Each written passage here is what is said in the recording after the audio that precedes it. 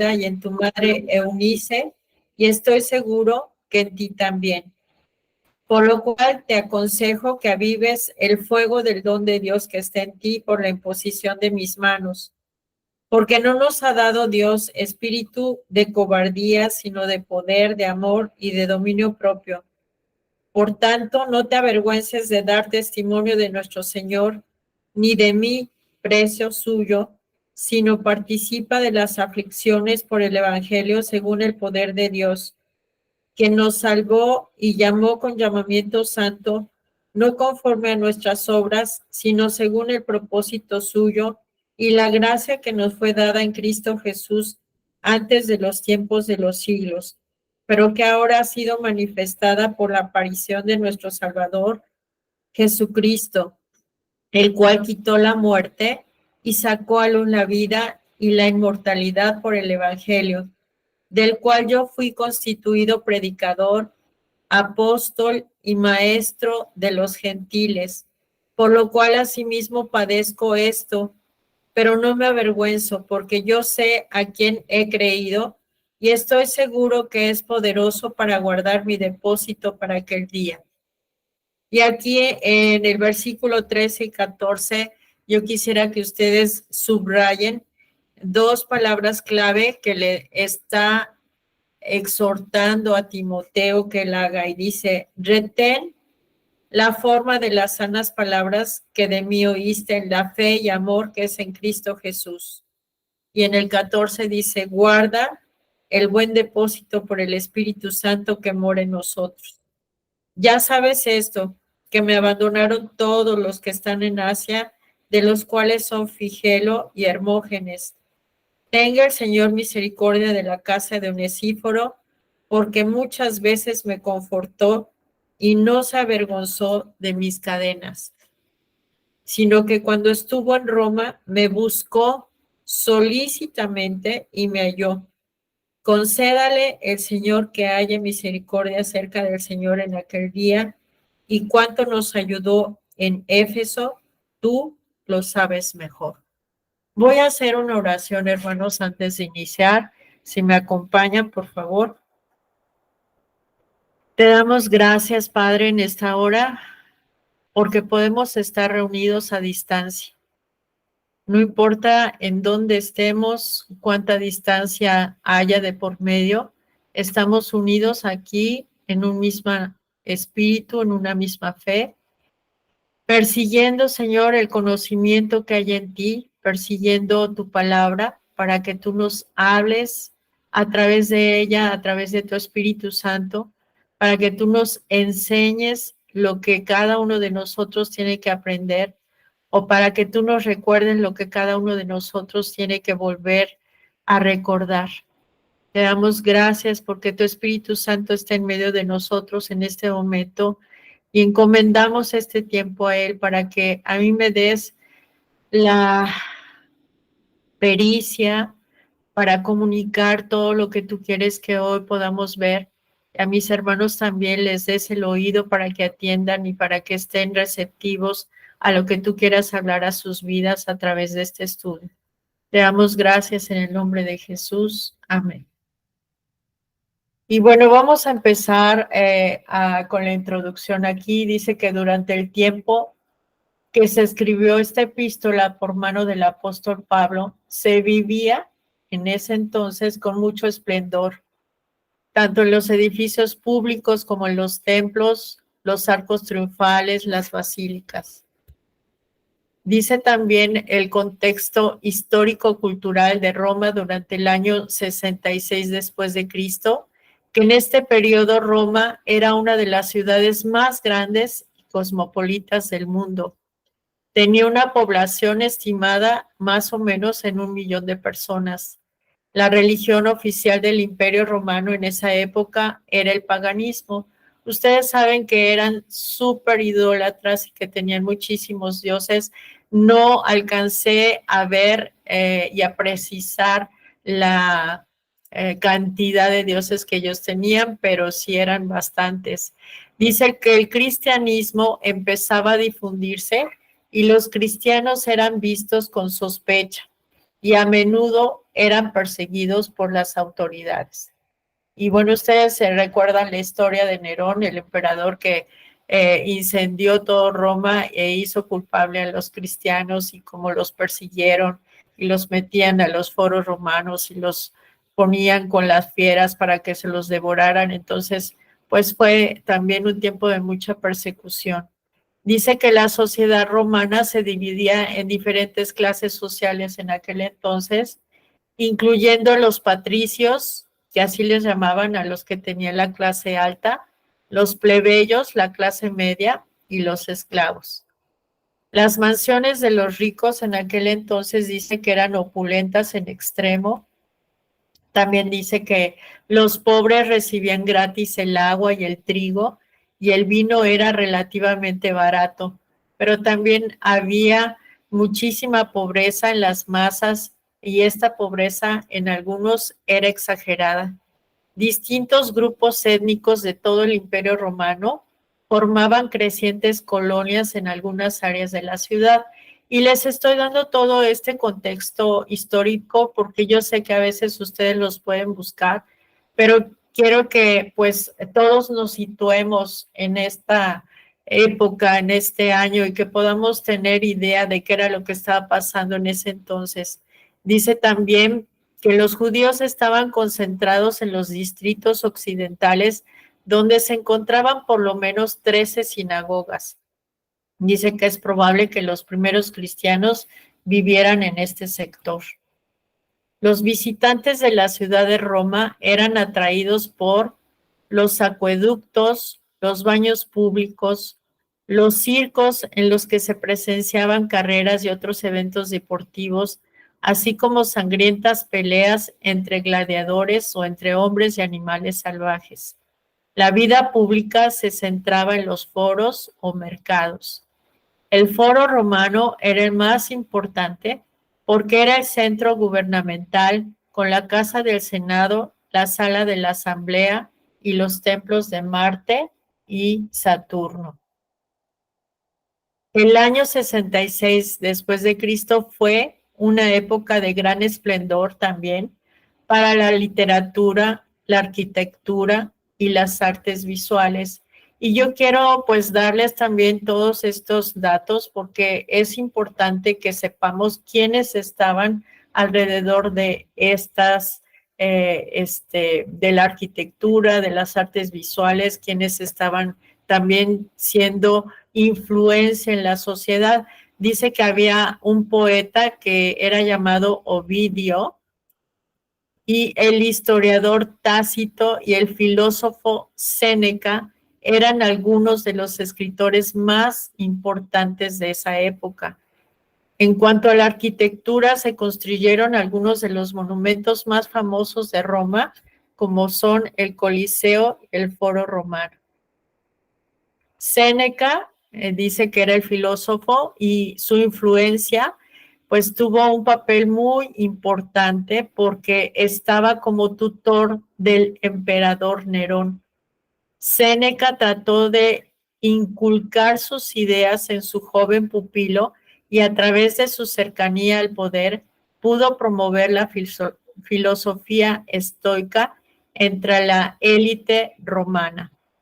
Séneca escribió varias obras que se convirtieron en el clásico de la literatura y la filosofía, incluyendo pues 2 o 3 libros, dice, de la brevedad de la vida, cartas a Lucilio y sobre la felicidad. Dichas obras influenciaron a muchos romanos y fueron ampliamente leídas y discutidas en la sociedad romana. Promovió la búsqueda de la virtud y la sabiduría a través del autocontrol, la moderación y la contemplación de la naturaleza.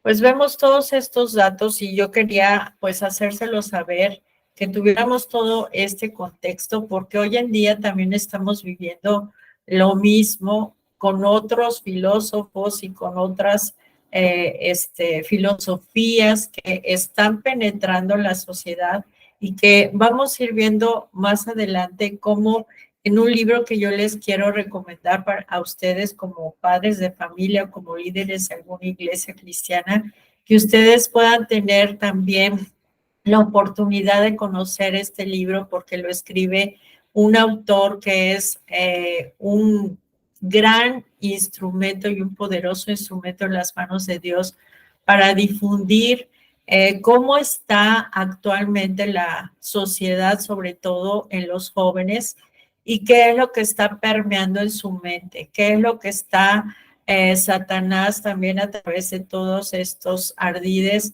pues tratando de llenar sus mentes con una cultura que los aparta del conocimiento de la verdad que son las escrituras, y cómo nosotros como líderes de las iglesias o como líderes de nuestra casa, como padres de esos jóvenes, que yo la verdad ya ahorita no tengo jóvenes dentro de mi casa más que mis nietos, mis nietas, pues nosotros podamos ser de impacto para ellos también y que podamos estar entendiendo el mundo en el que ellos se están desenvolviendo, porque sin duda que tienen más retos que los que nosotros tuvimos en nuestra juventud. Dice también que cerca del foro que les mencionaba anteriormente estaba la prisión mamertina, donde según las tradiciones de la iglesia primitiva, Pablo, el apóstol a los gentiles, se encontraba preso por el año 66 después de Cristo. Esta no era la primera experiencia que Pablo tenía como estar cautivo y estar en una cárcel, privado de su libertad. Dice que 2 años había estado encarcelado en Cesarea después de haber hecho el difícil viaje, incluyendo el naufragio, y ya había pasado otros 2 años de prisión en esta ciudad. Y le voy a pedir a alguien que me vaya ayudando, si puede, a leer algunas citas. Y dice aquí, en esta ocasión, no disfrutaba de las comodidades y oportunidades que tuviera en una casa rentada donde estuvo también preso, como en su primer encarcelamiento en Roma.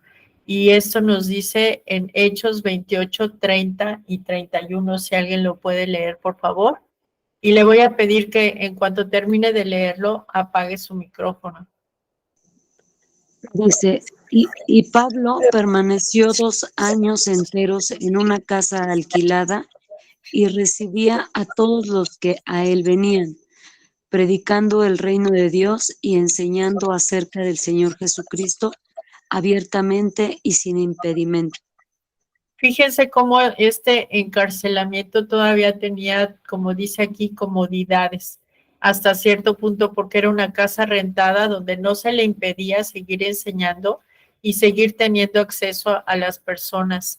Sin embargo, en este encarcelamiento que estamos viendo en esta noche, dice que el apóstol lo pasó confinado en calabozos, siendo su estancia en ellos muy penosa, porque estos eran cuartos subterráneos, húmedos y fríos, a los que se bajaban a los prisioneros con cuerdas a través de un agujero en el techo y tenían que dormir sobre el piso duro.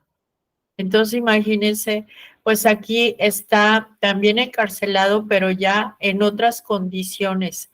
Estas condiciones se hicieron cada vez más pesadas, más agobiantes, más difíciles, y vemos por eso también que al final de la carta, en el primer capítulo, Pablo expresa que muchos se habían avergonzado de él, muchos lo habían abandonado, no querían ni siquiera buscarlo para irlo a ver, no lo intentaban.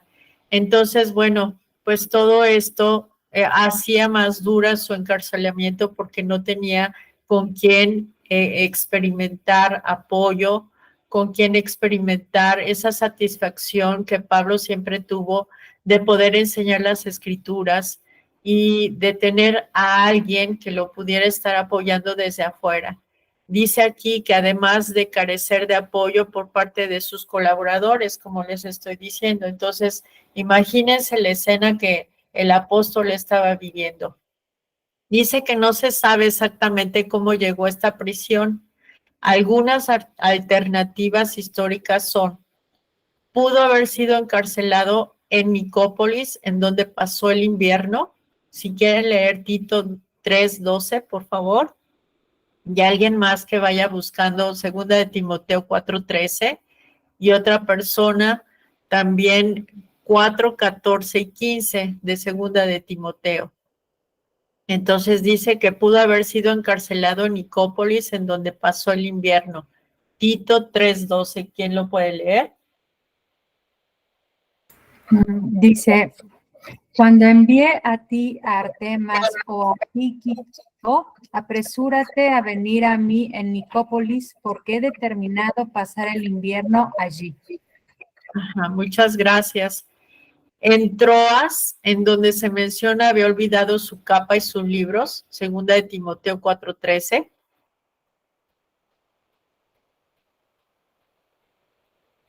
¿Quién lo puede leer? Sí, dice, trae cuando vengas el capote que dejé en Troas en casa de Carpo, y los libros, mayormente los pergaminos. Ajá. En Éfeso, muchas gracias, en donde Alejandro el Calderero pudo haber sido quien lo denunciara ante las autoridades, 4:14 y 15.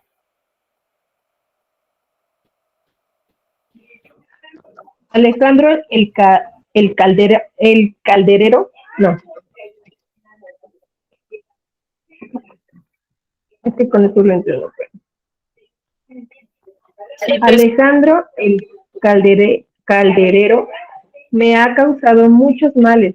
El Señor le pague conforme a sus hechos. Guárdate tú también de él, pues en gran manera se ha opuesto nuestras palabras. Muchas gracias. Por último, también cabe la posibilidad de que a su regreso a Roma en sus viajes de predicación y enseñanza fuera arrestado. Lo que sí es muy claro es que al escribir esta carta, Pablo sabía que su muerte estaba cercana y su ministerio por terminar.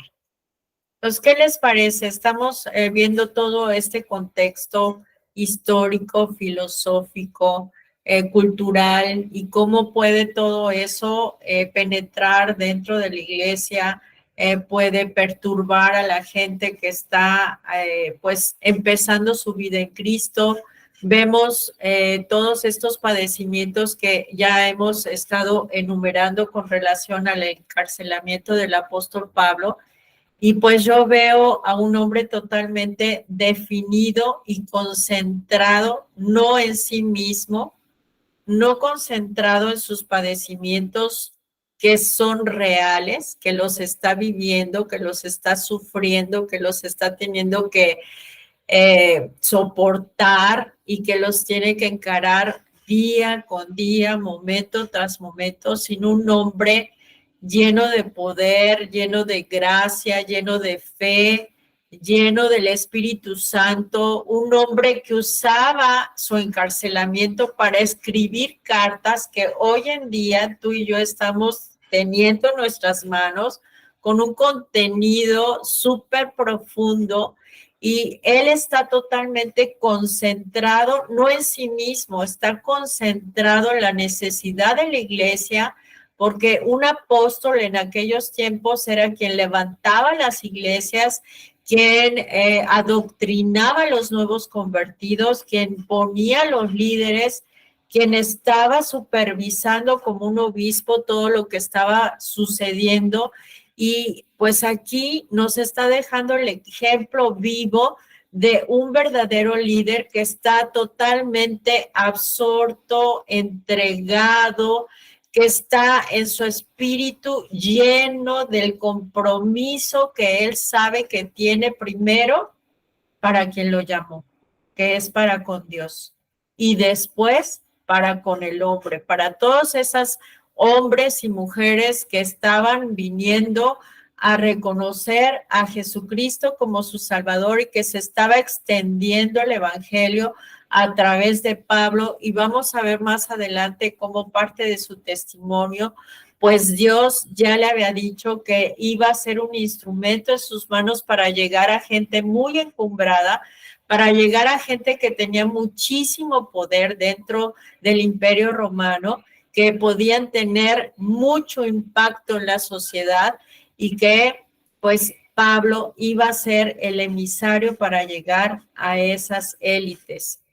Entonces, el llamado de Pablo no es cualquier llamado. Los sufrimientos de Pablo no son sufrimientos que pudiéramos decir leves, que pudiéramos calificar como no importantes o no trascendentes. Vemos cómo esos sufrimientos quizá en algún momento lo hubieran podido desanimar, lo hubieran podido obstaculizar, lo hubieran podido frenar, y sin embargo vemos cómo Pablo trasciende a ese sufrimiento porque él sabe quién lo llamó y él sabe para qué está con vida aún cuando él ya tiene conocimiento de que pronto van a matarlo. Entonces, imagínense cómo nos enseña este apóstol tantas cosas en tan pocos versículos que hemos podido hasta ahorita estudiar. Dice propósito y tema de la carta. Pues los más importantes, vamos a ver la introducción en el versículo 1 y 2 que ya lo leímos. Luego del versículo 3 al 5 dice que habla del sincero amor que Pablo le tenía a Timoteo. Un amor que aquí en la Biblia se expresa en una relación de padre a hijo en la fe. Un amor genuino, un amor que vamos a ver cómo se manifiesta o cómo lo manifiesta el apóstol hacia su discípulo, hacia su pupilo, hacia ese joven que lo iba a suceder en esta empresa tan importante que es la iglesia. Levantar a un joven como un líder de la iglesia, y entonces Timoteo pues es ahora sí que una persona privilegiada, porque vamos a ver que a ningún otro menciona a Pablo como menciona a Timoteo, con tanto amor, con tanta dedicación, con tanta concentración con relación a lo que él tenía que hablar al corazón de Timoteo. Y vamos a ir entendiendo cómo estas relaciones humanas son relaciones que Dios provoca, y vamos a ver el propósito por el cual Dios las provoca. Dice también que de los versículos del 6 al 14 vamos a encontrar diversas exhortaciones a Timoteo, y vamos a ver de los versículos 15 al 18 cómo habla de Figelo y de Hermógenes, y cierra el capítulo mencionando a Onesíforo. Pablo, como apóstol y líder de la iglesia cristiana primitiva, tenía varias preocupaciones. Amenazas por parte de enseñanzas legalistas. Podemos ver como una década anterior, pues en Gálatas, en el libro, está teniendo problemas y les dice, oh Gálatas insensatos, como habiendo empezado por la fe, ahora se quieren volver a ligar a las tradiciones y al legalismo. Y era lo que estaban haciendo muchos judaizantes, y eran los que se estaban levantando en contra de la enseñanza apostólica, que es la doctrina que a nosotros también Dios nos enseñó a través de estos hombres inspirados por el Espíritu Santo. Dice también que otra de los motivos de esta carta y de las preocupaciones de Pablo es la corrección de algunos problemas en sus cultos generales, y también otro aspecto era importante equilibrar la ayuda social para las viudas, que vimos con el pastor Adrián hace poco ese tema. No sé si lo recuerden los que estuvieron aquí presentes, pero a él le tocó este capítulo. Entonces, Pablo se preocupaba por la conservación de la buena doctrina, que es inminente, porque tenemos que ser muy fieles a la doctrina que Dios nos imparte a través de su palabra, a través de su verdad escrita, inspirada, como les decía, a través del Espíritu Santo, a través de hombres que escribieron como el apóstol Pablo, y que nos han dejado este legado tan importante de doctrina en nuestras manos para que nosotros las podamos considerar, aprender y seguir, porque es parte de nuestro credo. Y dice también que por otro lado, dice que estaba preocupado por Timoteo, su hijo amado en la fe, por la creciente responsabilidad que tenía de transmitir y defender la verdad, ya que esto implicaba mucho trabajo y también implicaba sufrimiento. Y pues vamos a ir viendo cómo Timoteo es un joven que se está desarrollando en el ministerio, un joven que vamos a ver que muchos tenían buen testimonio de él, pero un joven que estaba también desarrollando su propio carácter, un joven que tenía que ser como las llantas que se les mete un aparatito para calibrar el aire, tenía que ser calibrado por la experiencia y por el conocimiento de la palabra, por ese hombre de Dios que estaba arriba de él, transmitiéndole tanta sabiduría, tanto conocimiento expresado a través de la palabra y a través de su ejemplo. Dice que el apóstol sabía que dependía de Timoteo para contrarrestar las peligrosas tendencias en Éfeso. O sea, toda esta tarea que le iba a delegar a este joven Timoteo no era una empresa fácil, era, como dice aquí, implicaba mucho trabajo y sufrimiento. Yo quisiera preguntarles aquí si hay jóvenes. ¿Cuántos de estos jóvenes podrían ser jóvenes comprometidos a la fe, jóvenes a los que se les pudiera dar toda esta autoridad, pero también todo este trabajo y que implicara en sus vidas sufrimiento? Y vamos a irnos nosotros también, quizá ya no tan jóvenes, armando de esta mentalidad de sufrimiento. Porque hay veces que nosotros los creyentes pues desarrollamos más bien una mentalidad en la que no queremos sufrir. Y obviamente que nosotros también estamos enfrentando muchas filosofías como el hedonismo, que provoca mucho al hombre natural sin Cristo a estar buscando su satisfacción. ¿Qué es lo que quieres? ¿Qué es lo que necesitas?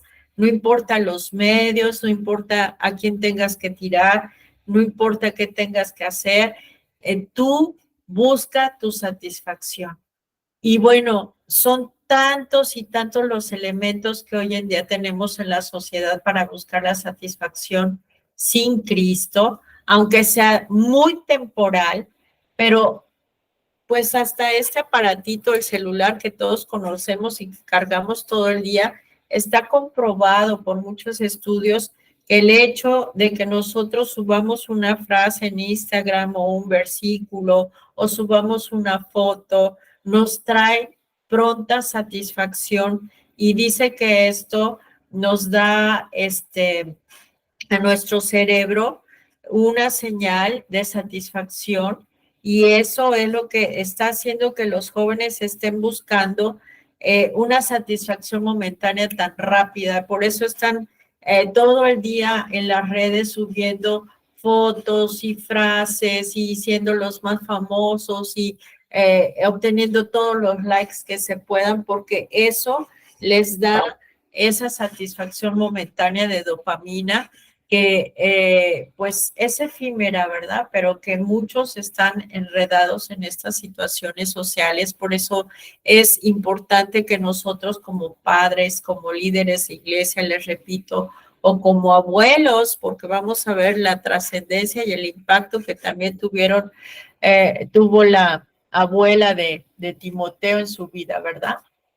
Dice aquí que el apóstol insta a Timoteo a no avergonzarse del apóstol ni del evangelio. ¿Por qué avergonzarse? Bueno, pues ustedes ya leyeron el relato, ya se dieron cuenta en dónde está. A lo mejor algunos se pueden imaginar la escena y yo creo que cualquiera en su sano juicio pues se podría haber podido avergonzar de decir yo conozco al apóstol, porque generalmente a nosotros nos gusta decir que conocemos a gente pudiente, a gente con renombre, a gente poderosa, a gente con dinero, a gente que tiene muchos seguidores, a gente que nosotros calificamos como exitosa, pero decir yo conozco a un hombre que está en un calabozo, y entonces el apóstol tiene que instar a Timoteo a no avergonzarse de Pablo ni del evangelio que él estaba proclamando y que también era parte de las tareas que Timoteo iba a tener que hacer en esa iglesia. Le insta también a fortalecerse en el Señor, porque no era una empresa fácil. Aquí vemos, ya hemos visto el sufrimiento y yo creo que Timoteo decía, ¿qué tal que si yo sufro lo mismo que el apóstol? ¿Qué tal que a mí también me encarcelan? ¿Qué tal que a mí también me privan de mi libertad? Él estando joven, quizá con muchas expectativas, sueños por cumplir, y todo eso no lo iba a poder enfrentar de una manera natural. Por eso es que el apóstol le insta a fortalecerse en el Señor y en el poder de su fuerza. Y vamos a ir entendiendo cómo en la vida de Pablo todo esto se desarrolló, porque hay algunos argumentos aquí que vamos a estudiar en esta noche que parecen muy fáciles o que parecen que se dan de la noche a la mañana. Sin embargo, nosotros sabemos que consolidar a un hombre de Dios no es tomar una varita mágica y tocarlo y ya está hecho. Pese a que también vamos a ver cómo Dios capacita, cómo Dios imparte dones, cómo ellos solían imponer manos, porque a través de esa imposición de manos se transmitían dones, se transmitía el poder, se transmitía mucho de lo que ellos ya habían recibido de Dios a través del Espíritu Santo.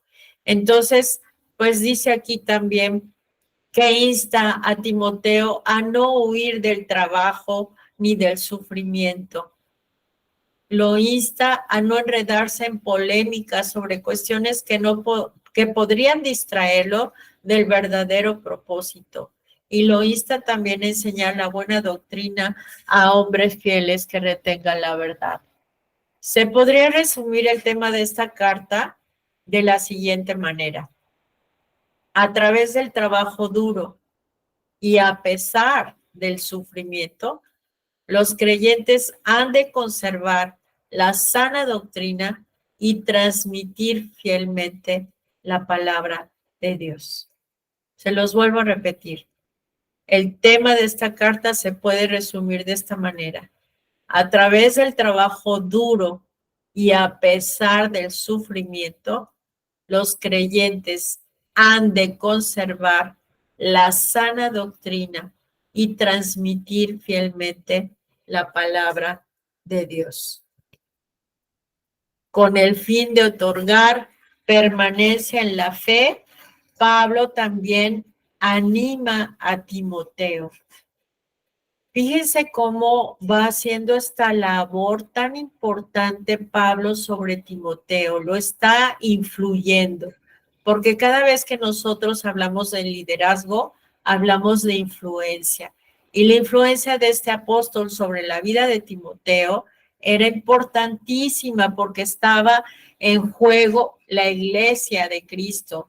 Y entonces aquí Pablo, aparte de que ya lo instó con todos estos aspectos que acabamos de ver, dice que también le otorga palabras de ánimo. Nunca le dice, no, ojalá que no te pase lo mismo que a mí, cuídate de que no caigas encarcelado, voy a orar a Dios para que Él te guarde, que siempre estés feliz y contento y que no tengas que padecer. No, Él le da palabras de ánimo, le entrega una estrategia, le da advertencias muy puntuales, le hace observar promesas y también, pues, se hace responsable Pablo ante Timoteo de darle su ejemplo. Qué importante, porque hay veces que nosotros en nuestro liderazgo, que no es tan impactante como el que tuvo el apóstol Pablo, o que a lo mejor algunos han llegado a tener un impacto mayor en la sociedad, en las empresas, en la política, pero no dentro de la iglesia cristiana. Y hay veces que minimizamos el liderazgo que nosotros podemos tener, ya les decía, como padres o como abuelos, como alguien que tiene la autoridad de Dios en su vida, y esa autoridad pues conlleva también una responsabilidad de no solamente hablarlo y enseñarlo con palabras, sino a través de nuestro ejemplo. Dice aquí en el versículo 1, algo que tenemos que estudiar porque es muy importante. Dice Pablo, apóstol de Jesucristo. Ustedes ya saben, me imagino que el significado del apóstol o apóstolos era un cristiano escogido por Dios para ser consagrado y enviado, como había sido apartado Pablo con un propósito bien específico. Dice que Pablo había sido hecho apóstol por el Señor para predicar, como les decía anteriormente, a reyes, a sus contemporáneos judíos y para llevar el evangelio a los gentiles. Aquí les planteo una pregunta. ¿Fue acaso Pablo apóstol por su propia voluntad? Pues no, porque Pablo al principio lo podemos ver en la historia bíblica cómo fue, y él mismo se califica como perseguidor, injuriador, perseguidor de Jesucristo, creyendo que esa era la voluntad de Dios. Era una persona totalmente equivocada. Dice más, cuando iba camino a Damasco y escuchó la voz de Dios y le cegó su gloria, Pablo cayó de rodillas clamando, Señor, ¿qué quieres que yo haga? Acuérdense que Pablo iba a buscar a los que estaban en el camino y los iba a exterminar. Llevaba cartas de autoridad para poderlos matar. Sin embargo, en ese camino dice que le resplandece una luz, y a pesar de que él iba acompañado, solamente él escucha la voz, ve esa luz que lo ciega, cae de su caballo y escucha el mensaje que le dice Dios: Pablo, Pablo, ¿por qué me persigues? Dura cosa te es dar cosas contra el aguijón. Y entonces Pablo, cuando se levanta, yo creo que tiene una revelación tan profunda de lo que Dios le está diciendo, que él entiende que está totalmente equivocado. Y a mí me conmueve muchísimo cómo reacciona el apóstol, y de inmediato cuando él se levanta le dice al Señor, Señor, ¿qué quieres que yo haga? Yo me he puesto a pensar cuando leo este relato, ¿cuánto tiempo me ha tardado yo en decirle a Dios, ¿qué quieres que yo haga con esta área? ¿Cuántas veces nos reservamos áreas en las que no queremos que Dios intervenga?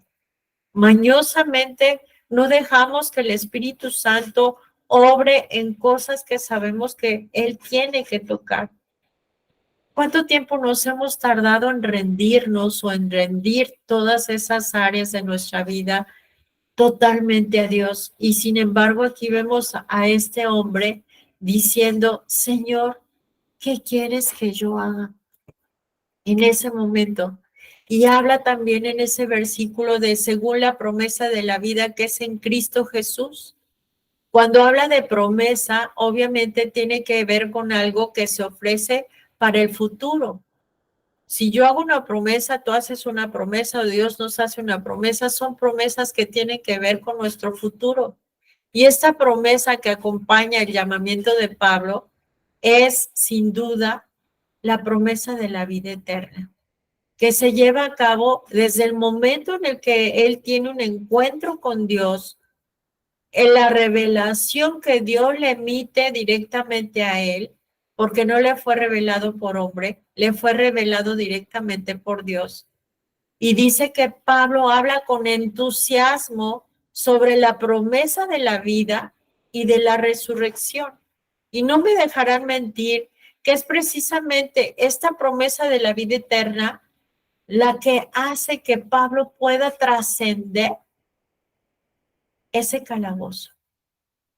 la que hace que Pablo haya podido trascender naufragios, haya podido trascender rechazo, haya podido trascender todo lo que culturalmente también él tuvo que haber estado dispuesto a soltar, dice, por la excelencia de conocer a través de la fe a Jesucristo y con él el regalo de la vida eterna.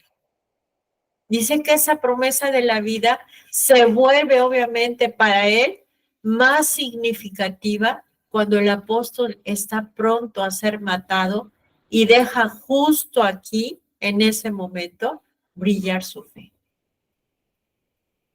¿Cuántas veces a lo mejor hemos estado o han estado ustedes, hermanos? No lo sé porque no conozco la vida de cada uno de ustedes, su testimonio, las experiencias de vida que han tenido ya en Cristo.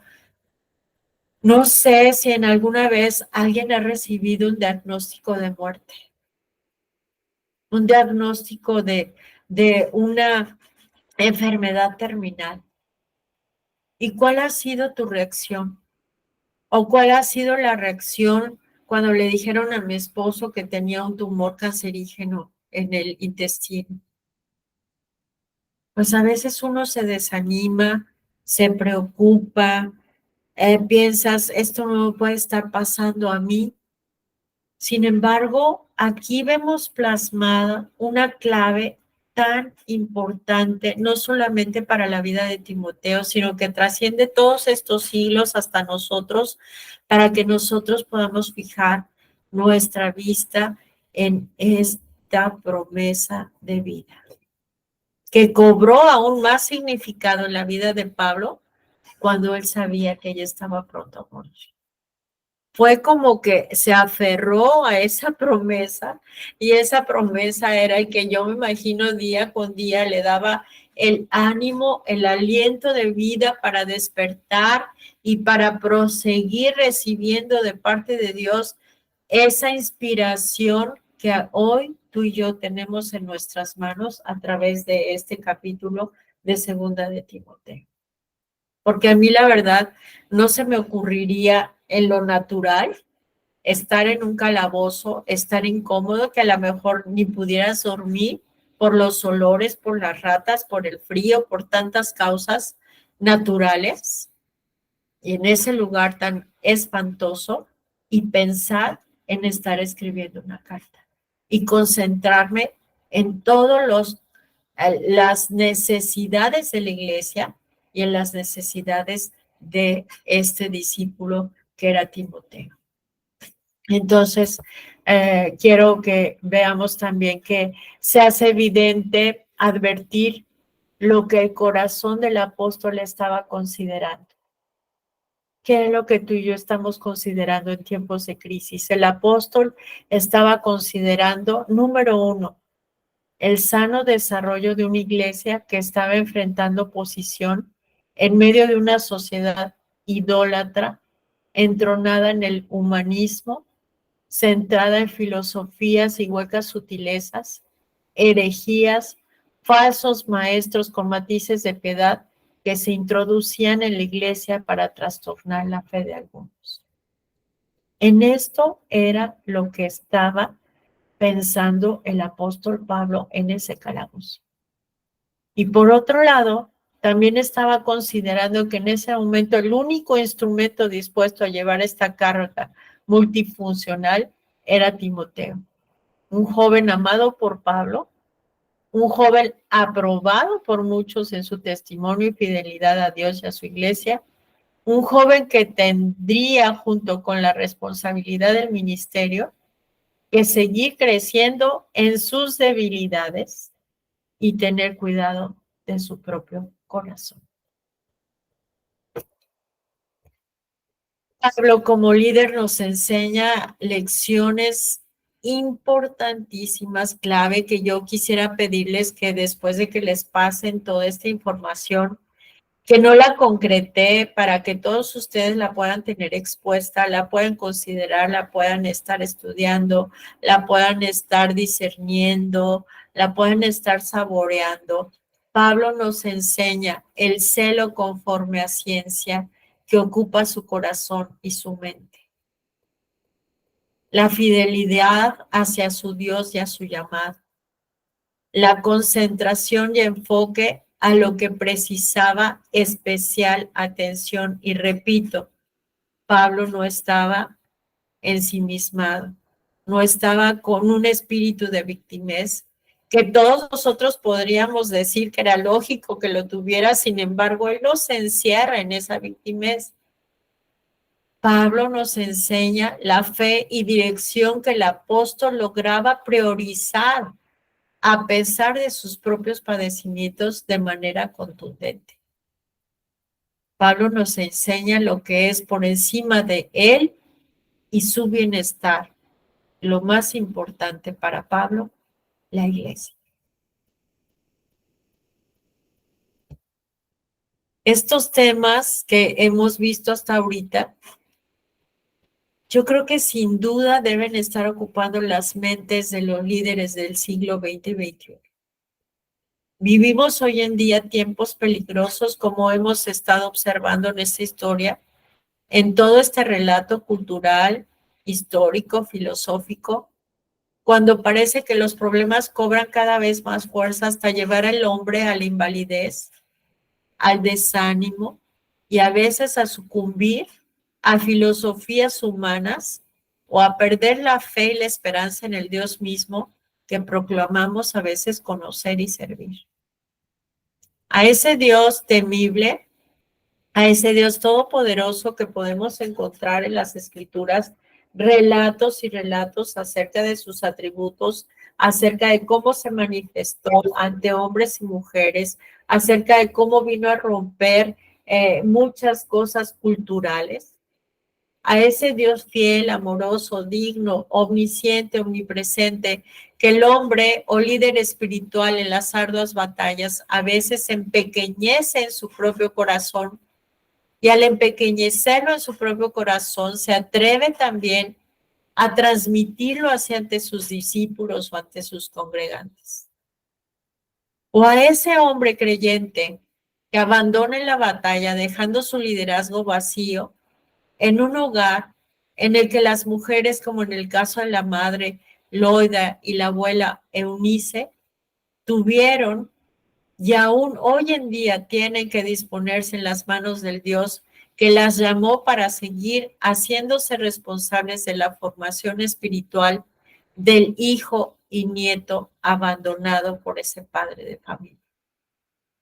Nosotros que estamos aquí escuchando el relato de esta epístola, necesitamos ser impregnados del mismo celo y solicitud que Pablo tenía hacia la iglesia.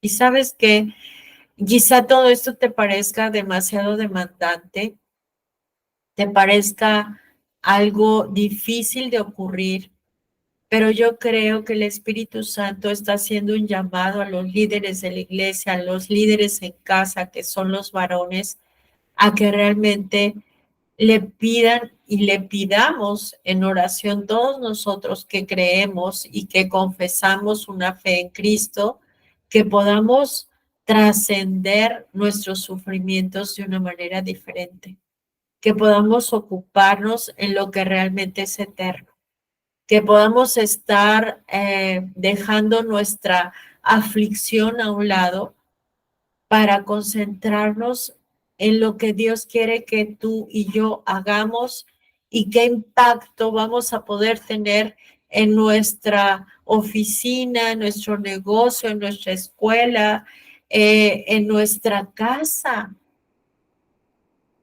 Que nosotros podamos ser levantados en el poder de su espíritu, con este mismo espíritu que hubo en este apóstol Pablo, que sé que llegar a un apostolado no lo podemos codiciar o soñar muchos de nosotros, pero sí irnos pareciendo cada vez más a Dios, cada vez más a su espíritu, cada vez más a estos grandes hombres que nos imparten un impacto tan importante de vida.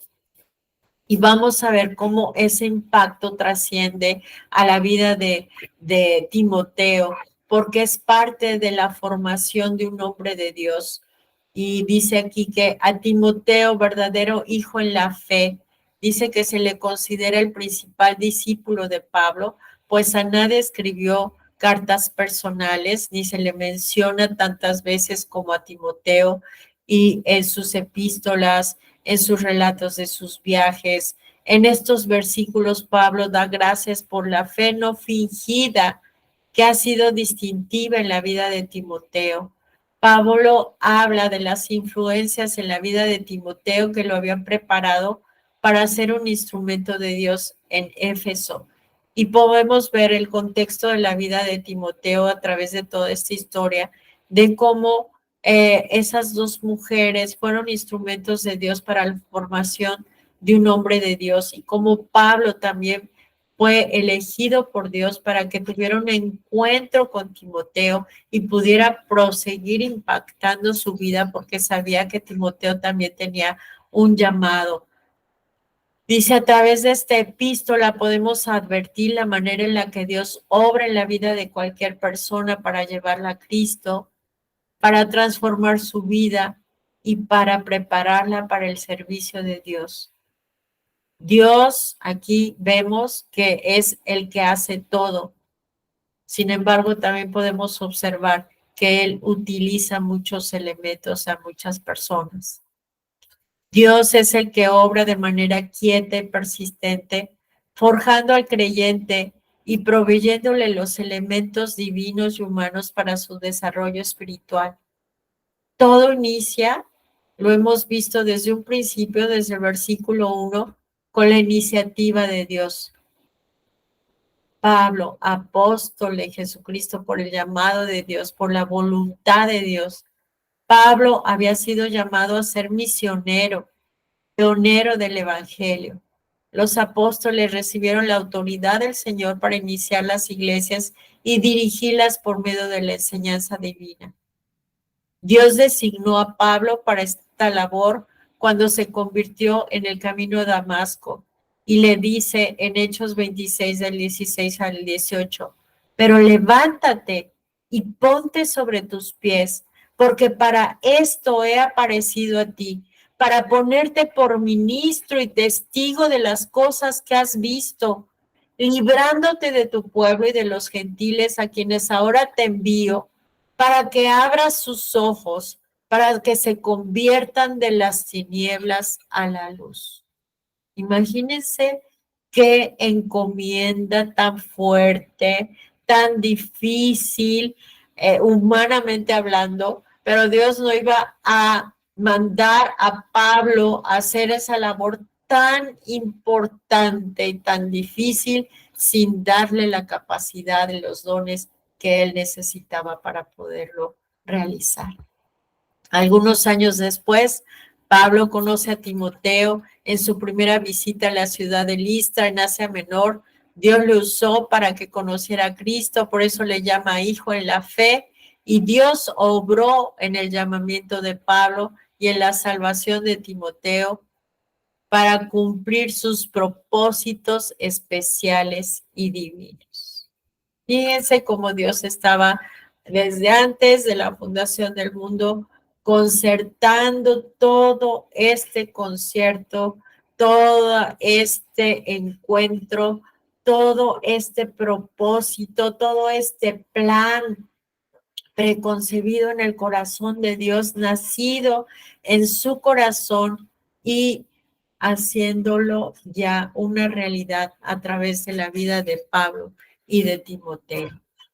Habla de tres gracias importantes en la vida del creyente: la gracia, la misericordia y la paz. Dios no solo obró en el llamamiento de Pablo y su salvación, y en el llamamiento y salvación de Timoteo, sino que Él mismo es la fuente inagotable de la gracia.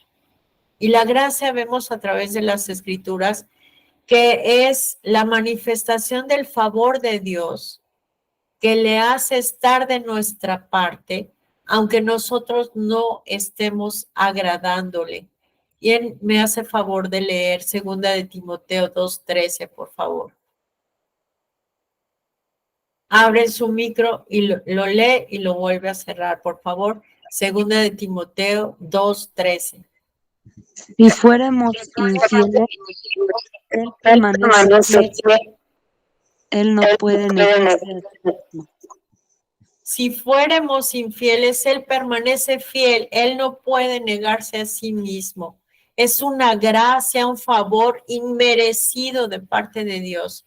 Es un favor divino que no estamos en condiciones de ganar, porque si lo pudiéramos conseguir, entonces ya no le podríamos llamar gracia.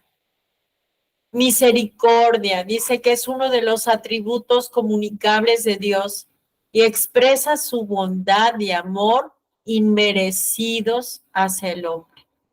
La paz es un tema que se toca en diferentes libros, diferentes pasajes. De hecho, en las salutaciones siempre gracia y paz de Dios nuestro Padre y del Señor Jesucristo. Y la paz es algo que el hombre necesita tener primero para con Dios, quitando toda la enemistad en esa relación, y también paz para con los fieles e infieles, a fin de servir a Dios con limpia conciencia, como hace mención el apóstol Pablo en esta carta. Este concepto de paz dice que hace especial referencia al deseo de seguridad, bienestar y felicidad. ¿Y quién de nosotros no ha querido o ha soñado tener una calidad de vida mejor que la que teníamos cuando nosotros estábamos extraviados y éramos enemigos de Dios y queríamos tener paz en nuestro corazón? Yo no sé si alguno de ustedes en alguna experiencia de vida se acuerde de algún momento en el que haya perdido su paz. Yo recuerdo en una ocasión, hace como unos 6 años, cómo tuve un evento que marcó mi vida tan fuerte, un impacto tan fuerte ministerialmente, que perdí mi paz y yo le decía a Dios, es que creo que hasta hoy me doy cuenta del valor que tiene esa paz, porque en el momento en que yo la perdí durante esa experiencia, en ese día, les prometo que fue algo desgarrador en mi vida, que yo le decía, Señor, por favor, vuélveme esa paz que a veces no consideramos, no valoramos, esa paz que a veces dejamos que cualquier cosa nos la robe, esa paz que ha sido una herencia preciosa que Dios nos ha dado a través de su Hijo Jesucristo para poder llegarnos a Él, hacer un lado la enemistad, y no solamente eso, sino que nos dio la potestad de ser hechos sus hijos. Entonces, esa paz valiosísima en nuestra vida. Dice que esta palabra se incluye en casi todas las epístolas, ya sea en el saludo inicial o al final. De Dios Padre y del Señor Jesucristo, Pablo tiene en muy alta estima el nombre de Dios. O sea, Pablo no estima tanto lo humano, no se estima tanto a sí mismo. Pablo lo que estima es lo eterno. Pablo lo que estima son las promesas de Dios. Pablo al que se refiere siempre es al Padre, al Señor Jesucristo, porque lo tiene en alta estima, porque no puede olvidarse de Él, no lo puede minimizar, no lo puede hacer a un lado. Dice que siempre está presente esa persona amada en su vida. En todos sus escritos menciona el nombre del Señor repetidas veces. Y en estos versículos, por ejemplo, los menciona 8 veces el nombre de Dios, de Jesucristo, de Jesús, del Padre, del Señor. Y dice, doy gracias a Dios. La gratitud del corazón humano por los bienes celestiales dice que debe de ser ofrecida siempre a Él, no a ningún otro en la tierra, porque dice Santiago 1:17, que toda buena dádiva y todo don perfecto desciende de lo alto, del Padre de las luces, Yo les pido que nos acostumbremos, no como un hábito, un ritual, sino como algo nacido de un corazón sincero, a estar dando gracias a Dios por todo, porque hay veces que nos olvidamos de sus dádivas, hay veces que olvidamos sus milagros, olvidamos las bendiciones tan importantes que Él ha depositado en nuestras vidas. Ahorita hemos considerado a las personas que Dios puso en nuestro camino, que nos hablaron de Cristo, que nos llevaron el Evangelio, que gastaron su vida. Yo recuerdo a hombres de Dios que se sentaron cada 8 días para estarme adoctrinando, para estarme revelando, para estarme enseñando las escrituras. Y cómo a veces se nos puede olvidar o cómo podemos darle prioridad al hombre y buscar esos hombres y darle gracias. Qué bueno, pero primero hay que darle las gracias a Dios porque Él concertó a esas personas y Él las dirigió para que las pusieran delante de nosotros y pudieran impartirnos este impacto tan glorioso de la doctrina enseñada por hombres de Dios. Dice, podríamos nosotros repasar las distintas formas en las que Dios ha obrado en nuestras vidas. Y no sé si ustedes en algún momento se han preguntado o han considerado sus circunstancias actuales. Yo quisiera preguntarles, hermanos, en este momento, ya después de haber pasado por todo esto que hemos estado estudiando en esta noche juntos, ¿cómo te sientes ahorita? ¿Cuáles son tus circunstancias actuales? ¿Cómo te definirías tú en este momento? ¿Como una persona sufriente? ¿Como una persona desesperanzada? ¿Como una persona débil en la fe? ¿Como una persona temerosa, avergonzada del Evangelio? ¿Has entendido las razones del sufrimiento que Dios ha permitido en tu vida de una manera soberana? ¿O las estás percibiendo de una manera equivocada y en lugar de acercarte a Dios, te estás aislando de Él? Porque no entiendes por qué estás sufriendo lo que estás ahorita en este momento teniendo que enfrentar. No has entendido que todo esto tiene un fin de forjar tu carácter.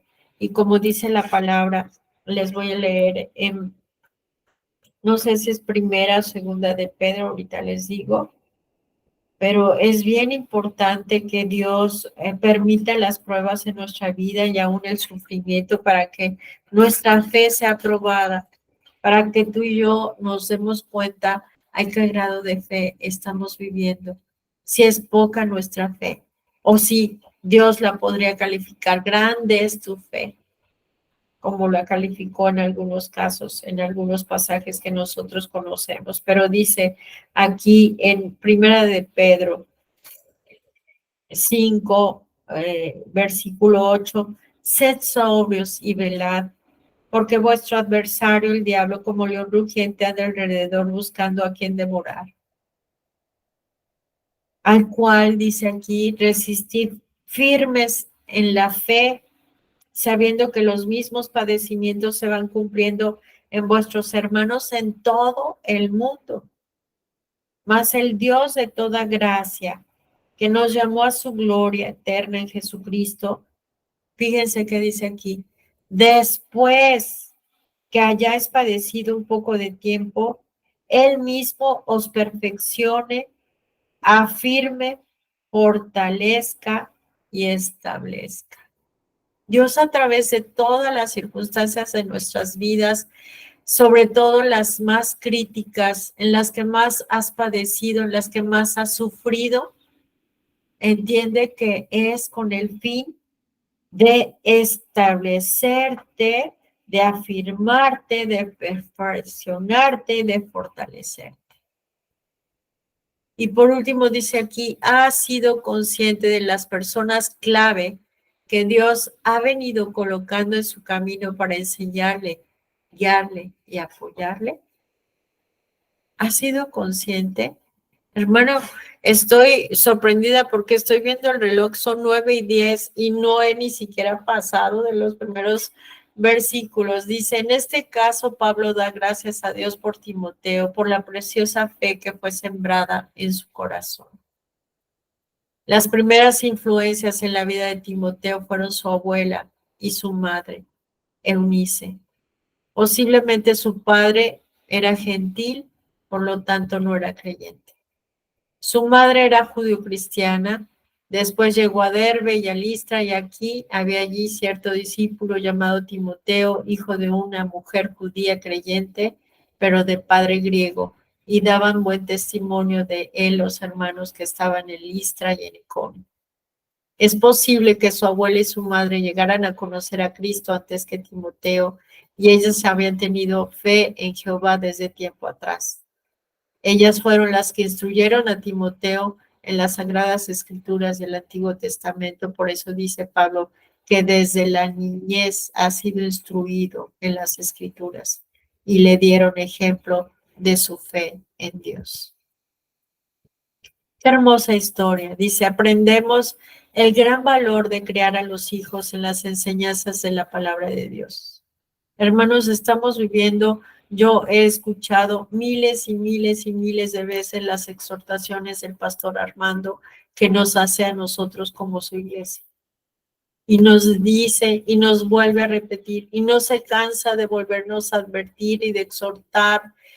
Son tiempos muy caóticos para nuestros nietos. Yo lo veo en mis nietos, en la escuela, con cuántas cosas los quieren asaltar, los quieren desviar de la verdad, los quieren engolosinar y capturar desde pequeños, haciéndoles aprender cosas heréticas que no tienen que ver nada con la verdad absoluta que Dios expresa en su palabra. Este es el caso de los padres y abuelos que confían en Dios, no solo para salvación, sino para enfrentar también las necesidades y pruebas de la vida. Si no tenemos al Señor, si no tenemos a Cristo, si no tenemos sus promesas, ¿cómo vamos a clamar al Dios de los cielos? Como clamaba el rey David y decía, yo clamo a los cielos, ¿de dónde vendrá mi socorro? Mi socorro viene del Señor que hizo los cielos y la tierra. Ellos no representaban un papel para impresionar a los creyentes o a sus hijos y familiares. Habían sido genuinamente regenerados, caminaban en comunión con Dios y dependían totalmente de Él. Y yo les quiero por último dejar pues esta contribución de este hombre que les hablaba al principio de este libro, se llama Convicciones más que creencias, por George McDowell. Es este libro, Convicciones más que creencias, por George McDowell. A todos los líderes de casa, a las madres, a las abuelas, a los líderes de iglesia, de jóvenes, de verdad que es un libro que nos va a abrir los ojos. Dice, a través de este libro, el autor se atreve a llamar la atención de los líderes espirituales y padres de familia para darnos a conocer o recordarnos los retos y las filosofías heréticas a las cuales nuestros hijos o nietos se están enfrentando en su día a día. Nos lanza no solamente el reto, sino que nos brinda la dirección en la que nosotros podemos centrarnos con tal de seguir siendo influencia y ejemplo para nuestros jóvenes, de tal manera que podamos transmitirles con calidez y veracidad el mensaje del Evangelio y de la sana doctrina y detectar las creencias que ellos tienen, y muchas de ellas te vas a dar cuenta que están distorsionadas si te tomas el tiempo de platicar con tus jóvenes. Te vas a dar cuenta de que los tienes que sacar de sus creencias subjetivas y que los tienes que ayudar a llevarlos a convicciones firmes en el único Dios verdadero. Parte de esto era la labor que estaba haciendo Pablo con Timoteo. Se necesitan Pablos y Timoteos hoy en día. se necesitan Pablos y Timoteos. Pablos que no solo se victimicen y se enfoquen en los pocos años de vida que nos restan, en sus peligros y sufrimientos, en las múltiples filosofías que alimentan el ego y el humanismo, sino que se levante como una voz que pueda transmitir a través de la enseñanza y del ejemplo de vida al Evangelio, la fe y la premisa de Dios y su iglesia. Y yo hoy te quiero retar y te quiero preguntar para terminar, ¿podrás tú, pastor y líder de jóvenes, aceptar este reto? ¿Podrás, abuela? ¿Podrás, madre? ¿Podrás tú, padre, tomar el lugar de eminencia que Dios te ha dado dentro del hogar como sacerdote fiel, como aquel que se digna sentarse bajo la autoridad de Dios y de Cristo y deja fluir en su unción sobre cada uno de los miembros de la familia? Yo los reto, hermanos, en esta noche a que cada uno de nosotros consideremos todo lo que hemos estado en esta preciosa hora que Dios nos regaló de estar aprendiendo de todo lo que el apóstol Pablo dejó como legado en este primer capítulo, pero ni siquiera terminé los primeros versículos con ustedes, pero bueno, ya es tiempo de que nos despidamos y quiero hacer una oración para terminar. Padre, en esta hora nos ponemos de acuerdo con la revelación a la que hoy tú nos has expuesto una vez más, a los retos y a los llamados que nos pone tu palabra a través de la escritura y de el ejemplo que el apóstol Pablo nos deja como un legado para nosotros, no solamente para leerla como una linda historia, como una historia de impacto en su tiempo, sino una historia contemporánea, una historia escrita también en nuestros corazones a través de tu Espíritu Santo que nos está hablando en esta noche, que nos ha hablado de la necesidad de ser ejemplo, impacto, influencia en nuestras generaciones próximas, a quienes hemos de legar también el Evangelio, la sana doctrina, como Pablo se la legó a Timoteo.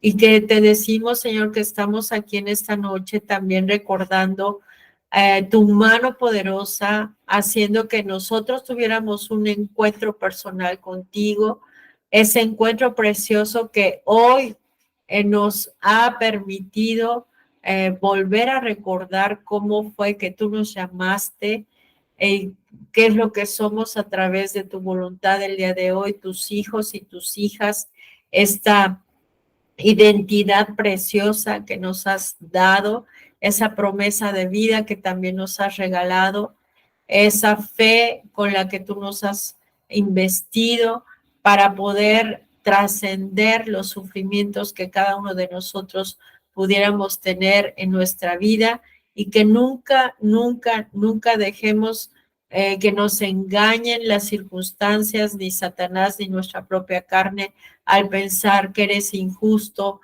al permitir que nosotros tengamos sufrimiento, porque ese sufrimiento sabemos a través de tu palabra que está cumpliendo propósitos de formación de nuestro carácter, que está limpiando nuestra fe, que nos está afirmando, estableciendo en Cristo Jesús.